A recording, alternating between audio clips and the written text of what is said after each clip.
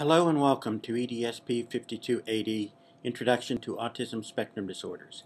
I'm Tom Buggy and I'm going to be the instructor for the course. I am a professor at the University of Tennessee, Chattanooga, and I presently hold a Chair of Excellence in Early Childhood Special Education. That is an endowment from the Siskin Children's Institute downtown and the University of Tennessee, Chattanooga. So I'm sort of a split personality in terms of my job and even my offices. Even in this movie, you'll probably see a change in office scenario and a change in my appearance and dress while I'm talking, because I'm going to be doing this in short snippets over a period of about a week. So just bear with me with that. The words are the important thing. I spend a lot of my time at the Siskin Children's Institute conducting research on video self-modeling with children with autism. I've been researching this area since 1993, and 1996 I started working with children with autism, and we've had such positive results that I've sort of stuck with the autism research. Before coming to UTC, I was at the University of Memphis for 15 years. While there, I ran a technical assistance project for local schools. We specialized in inclusion, positive behavior supports, and functional behavior assessments. We also did work with early intervention children and families birth to 3. Prior to Memphis, I was at Penn State getting my PhD in early intervention birth to 3. Prior to that, I was a teacher for 9 years in a primary elementary school in a situation that they called mixed category, which means I got everything, all types of disabilities from autism to minor learning disabilities.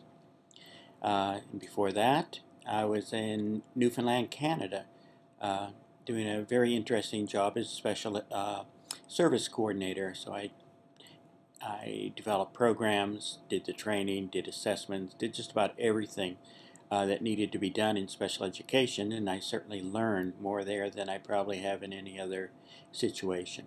And prior to that, I taught gifted for 2 years.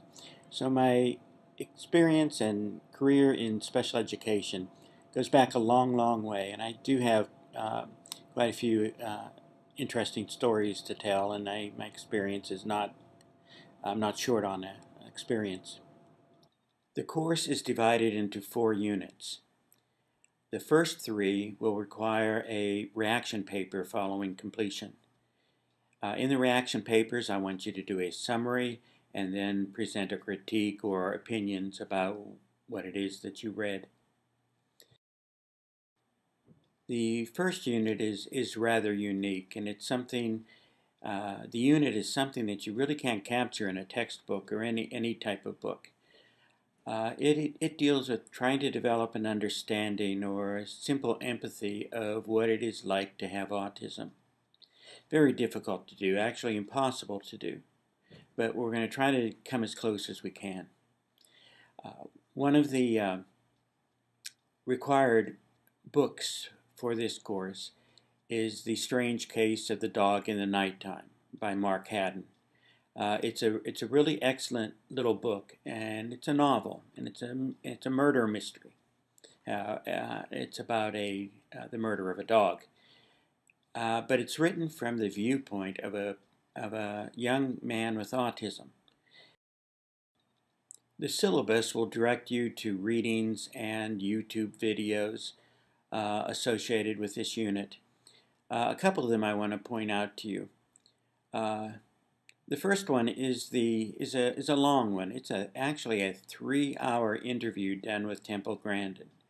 And if you don't know who Temple Grandin is, if you're interested in autism, you really have to get to know who this person is. She is a professor at the University of Northern Colorado, and she is a animal husbandry expert. She also has autism. Was featured in a recent HBO movie featuring Claire Danes as Temple Grandin. So she's definitely the most well-known person, and she acts as a somewhat of a translator between the world of autism and the world of neurotypical people like us, if we can be considered typical. The interview should give you some insights into Temple Grandin's thinking processes, her learning process. And in watching this video, I've met Temple Grandin several times in the past. The last time was about 3 years ago. The Temple Grandin in this video is very different from the Temple Grandin that I knew or that I met early on, and even different than she was 2.5 years ago, where she never made eye contact with me, was looking at something beyond me, and I felt like we were not communicating. It was a one-way communication. That's not at all how she appears in this video. So as she keeps saying in her work and videos, she's always improving and always working on improving. Unit 2 deals with etiology, which is the causes, and the diagnosis of autism. And once again, it's a very controversial area. We do not know the answer to what causes autism. There are people who associate the causation to vaccines, to environmental influences, to heredity, and yet we don't know.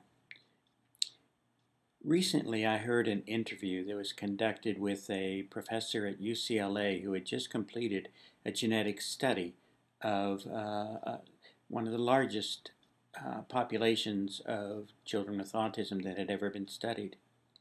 And his conclusions were this. He said it in 2 sentences. All of the children had genetic anomalies. All of the anomalies were different. So there was nothing that they could see, even though they could see something wrong with the DNA of all children with autism that they worked with.